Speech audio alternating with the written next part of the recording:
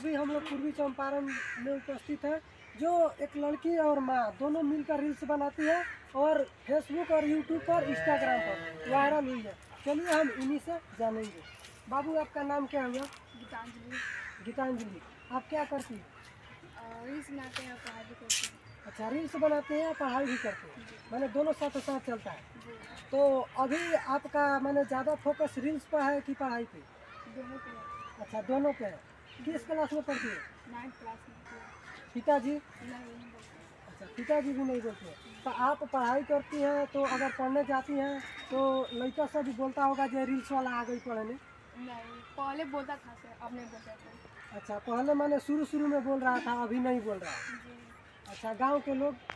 गांव के लोग भी पहले बोलते थे, अब जब जानने लगे तो नहीं कुछ बोलते। अच्छा, अब माता पिता के अलावा और भी घर के सदस्य कोई सपोर्ट करता है कि नहीं? करते हैं, दादाजी नहीं, दादी करती है, बड़ी माँ, बड़े पापा।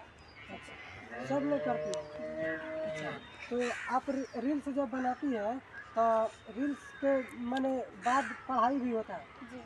अच्छा, आपका नाम क्या हुआ? अच्छा, निभा निधि है। तो आपको क्या समझ में आया कि अपने बेटी को रील्स बनाने के लिए अनुमति दे दिए? नहीं, अच्छा अच्छा डांस करती थी, तो हमने भी देखा कि मोबाइल पे बहुत सारी क्या इस नेटवर्किंग दुनिया में आई हुई है, तो इस कर दे, तो हमने कहा कर दो, तो ठीक है। अच्छा, तो पहले आप सिंगर थी क्या?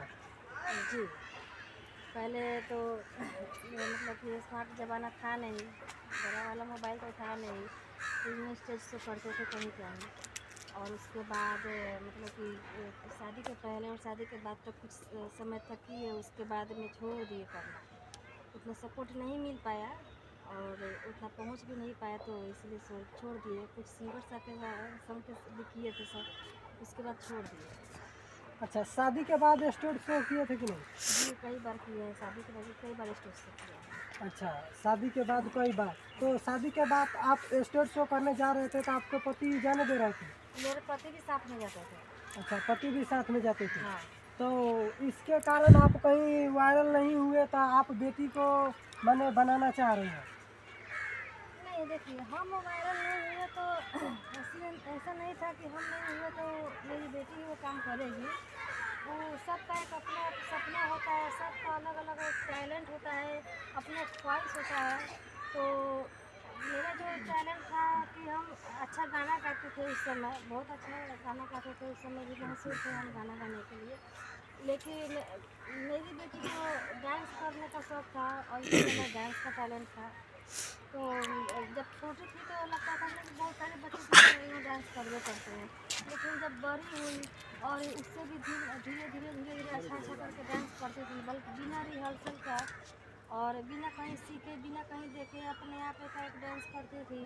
तो और अभी अभी 6 महीना पहले हमको अचानक बोली कि मम्मी, हमको भी डांस करने का मन करता है, तो क्या हम मोबाइल पे अपना एक चैनल के बनाकर डांस कर सकते हैं? इस बात पर हम उसके पापा को बोले, तो उन्होंने कहा क्या हो जाएगा, कोई दिक्कत नहीं है, सबके बच्चे तो करते हैं और जब मेरा बच्चा उसमें खुश है तो करो। उसी समय गए और एक मोबाइल ला कर दे दिए कि लो भाई करो अपना। तो अभी ठीक नहीं है, जिस वजह से कुछ अभी बोलना भी दिख ही रहा है आपको। अच्छा, ठीक है, लेकिन एक दर्शक के लिए थोड़ा सा छोटा सा थोड़ा गाइए तो आपका गाना कैसा था? ठीक है, बिल्कुल। ओल्ड वाला ही गाना गा देते हैं क्या? ठीक है। राही मनवा दुख की चिंता क्यों सताती है, दुख तो अपना साथी है। दुख है एक छाँव हरदम आती है जाती है, दुख तो अपना साथी है।